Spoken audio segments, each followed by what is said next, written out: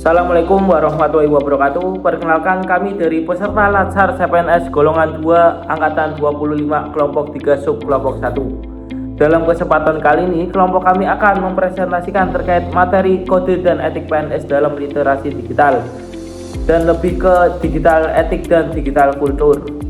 Sebelumnya, saya akan memperkenalkan anggota dari kelompok kami. Yang pertama ada saya sendiri, Muhammad Farhan Rafiq. Kedua ada Gilang Genta Pradana. Ketiga ada Muhammad Septian Ajis. Keempat ada Samsul Arifin. Dan yang terakhir ada Yohanes. Perkembangan teknologi informasi mendorong transformasi pelayanan publik ke arah digital, sehingga aparatur sipil negara dituntut memiliki literasi digital yang baik.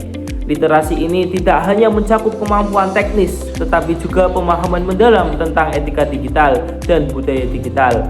Urgensi kedua aspek ini didasari oleh masih maraknya penyalahgunaan media sosial oleh oknum ASN yang dapat merusak citra instansi. Oleh karena itu, penguasaan etika digital yang bijak, aman, dan bertanggung jawab serta budaya digital yang suportif sangat penting dimiliki ASN agar mereka mampu membangun komunikasi, kerjasama, dan pelayanan publik yang profesional di era digital ini. Sekarang kita masuk ke rumusan masalah mengenai materi yang akan kita bahas. Yang pertama yaitu mengenai apa itu literasi digital. Kedua, bagaimana kode etik ASN dalam penggunaan teknologi digital. Yang ketiga yaitu mengenai apa itu digital etik. Yang keempat yaitu mengenai pengertian apa itu digital kultur. Dan yang terakhir yaitu mengenai bagaimana penerapan etika dan budaya digital bagi aparatur sipil negara. Kita masuk ke pembahasan yang pertama yaitu pengertian literasi digital. Literasi digital adalah kemampuan seseorang dalam menggunakan teknologi digital untuk mencari, memahami, mengolah, dan menyampaikan informasi secara benar dan bertanggung jawab. Literasi digital tidak hanya berkaitan dengan kemampuan menggunakan perangkat elektronik, tetapi juga mencakup cara berpikir kritis dalam menerima informasi yang beredar di internet. Kemampuan literasi digital terdiri dari 1. Kemampuan menggunakan teknologi informasi. 2. Kemampuan mencari dan memahami informasi. 3. Kemampuan berkomunikasi secara digital. 4. Kemampuan menjaga keamanan data. 5. Kemampuan memahami etika dalam dunia digital.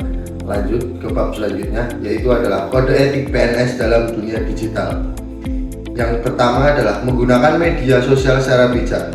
PNS harus berhati-hati dalam membuat unggahan, komentar, maupun membagikan informasi di media sosial. Konten yang dibagikan sebaiknya tidak mengandung ujaran kebencian, provokasi, ataupun informasi palsu. Yang kedua, menjaga kerahasiaan data. PNS tidak boleh menyebarkan dokumen atau data penting milik negara maupun masyarakat tanpa izin. Data yang bersifat rahasia harus dijaga demi keamanan dan kepentingan publik. Yang ketiga, bersikap profesional.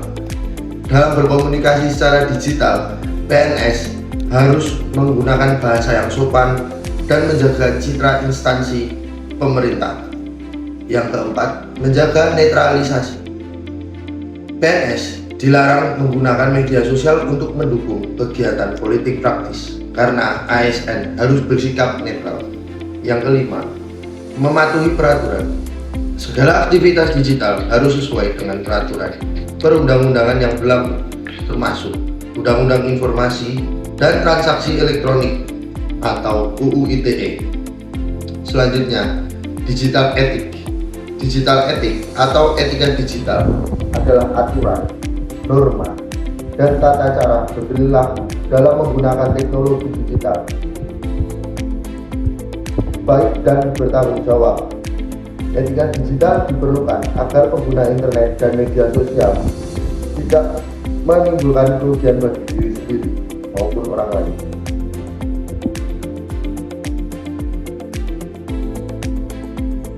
Materi selanjutnya adalah prinsip-prinsip digital etis. Prinsip yang pertama, menghormati hak cipta. Mengambil karya orang lain tanpa mencantumkan sumber, termasuk tindakan yang tidak etis. Prinsip yang kedua, adalah bertanggung jawab dalam bermedia digital. Setiap pengguna internet harus bertanggung jawab atas informasi yang dibagikan dan tindakan yang dilakukan di media digital. Prinsip yang ketiga, menghormati orang lain. Dalam berkomunikasi di media sosial, seseorang harus tetap menjaga sopan dan santun dan tidak melakukan penghinaan maupun perundungan. Prinsip yang keempat adalah menghargai privasi. Data pribadi orang lain tidak boleh disebarkan tanpa izin. Dan prinsip yang terakhir adalah tidak menyebarkan hoax. Informasi yang diterima harus diperiksa terlebih dahulu sebelum dibagikan ke orang lain. Selanjutnya adalah contoh dari penerapan digital etis. Yang pertama, berkomunikasi digital dengan sopan dan profesional. Yang kedua, tidak membagikan informasi kantor. Dan yang ketiga, tidak menyebarkan berita yang belum jelas kebenarannya. Yang keempat, menggunakan internet untuk hal-hal yang positif dan mendukung pekerjaan. Yang kelima, menghindari penyalahgunaan wewenang di ruang digital. Yang keenam, menggunakan teknologi untuk kepentingan kedinasan secara profesional. Dan yang terakhir adalah menghormati pendapat orang lain di media digital. Selanjutnya adalah dampak jika tidak menerapkan etika digital. Yang pertama, menurunnya profesionalisme dan kepercayaan publik. Yang kedua, terjadinya konflik di media sosial. Yang ketiga, penyebaran informasi palsu atau hoax. Yang keempat, pelanggaran hukum. Yang kelima, terganggunya produktivitas dan lingkungan kerja. Yang keenam, menurunnya citra dan reputasi individu atau instansi. Dan yang terakhir adalah rusaknya citra instansi pemerintahan. Memasuki ke pembahasan yang selanjutnya adalah digital culture. Digital culture atau budaya digital adalah kebiasaan dan cara hidup masyarakat dalam menggunakan teknologi digital di kehidupan sehari-hari. Budaya digital menunjukkan bagaimana teknologi mempengaruhi cara seseorang bekerja, berkomunikasi, belajar, dan berinteraksi. Dalam lingkungan pemerintahan, budaya digital menjadi bagian penting dalam menciptakan pelayanan publik yang lebih cepat, transparan, dan efisien. Ciri-ciri budaya digital. Ciri-ciri yang pertama, komunikasi berlangsung lebih cepat. Yang kedua, informasi mudah diakses kapan saja. Yang ketiga, adanya kerjasama secara online. Yang keempat, penggunaan teknologi dalam berbagai aktivitas. Yang kelima, munculnya inovasi berbasis digital. Yang keenam, komunikasi dan interaksi secara digital. Dan yang terakhir, peduli terhadap keamanan digital. Selain ciri-ciri, budaya digital juga memiliki manfaat, antara lain mempercepat pekerjaan, meningkatkan kualitas pelayanan publik, menghemat waktu dan biaya, meningkatkan adaptasi terhadap perkembangan teknologi, mendorong inovasi dan kreativitas, mempermudah akses informasi, serta meningkatkan efisiensi kerja. Penerapan di lingkungan PNS. Yang pertama, pelayanan publik digital. Banyak pelayanan pemerintah yang dilakukan secara online sehingga masyarakat lebih mudah mengakses layanan. Yang kedua, penggunaan aplikasi kerja.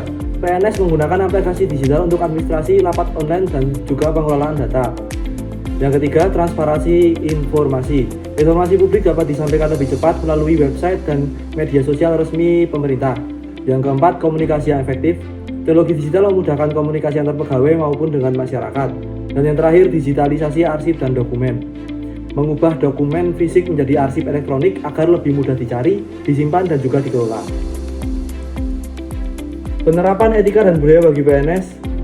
Yang pertama, menggunakan email resmi dengan bahasa yang sopan. Yang kedua, menjaga keamanan akun dan password. Yang ketiga, mengikuti rapat online dengan disiplin. Yang keempat, tidak menyebarkan hoax, ujaran kebencian, atau informasi yang belum terverifikasi. Yang kelima, berkomunikasi secara santun, bertanggung jawab, dan menghormati norma dalam ruang digital. Yang keenam, membangun budaya kerja yang inovatif, transparan, kolaboratif, dan juga berbasis teknologi informasi. Yang ketujuh, memberikan pelayanan masyarakat secara cepat melalui sistem digital. Dan yang terakhir, menghindari penyebaran informasi yang bersifat provokatif. Untuk selanjutnya ada tantangan literasi digital di lingkungan PNS. Yang pertama ada kurangnya pemahaman teknologi pada sebagian pegawai. 2. Penyebaran berita hoax di media sosial. 3. Minimnya pelatihan dan pengembangan kompetensi. 4. Ancaman keamanan cyber. 5. Penyalahgunaan media digital. 6. Kurangnya kesadaran terhadap etika digital.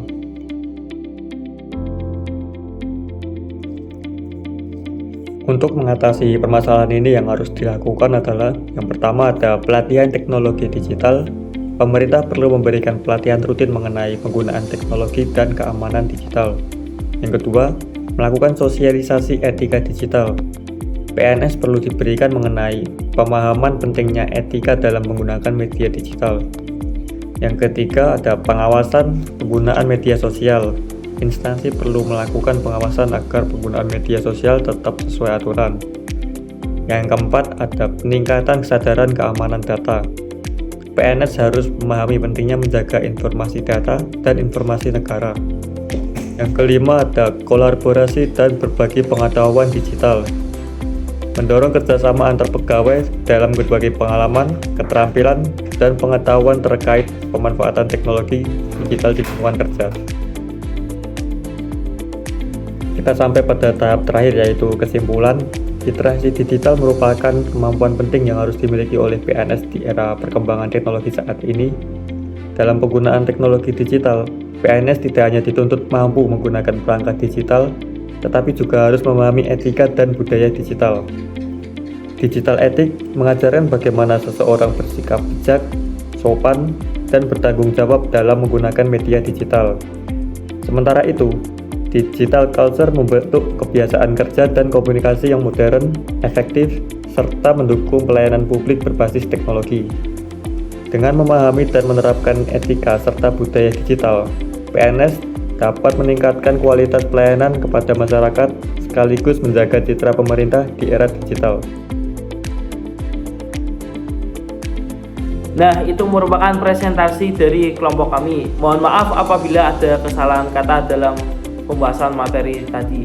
Sekian, terima kasih.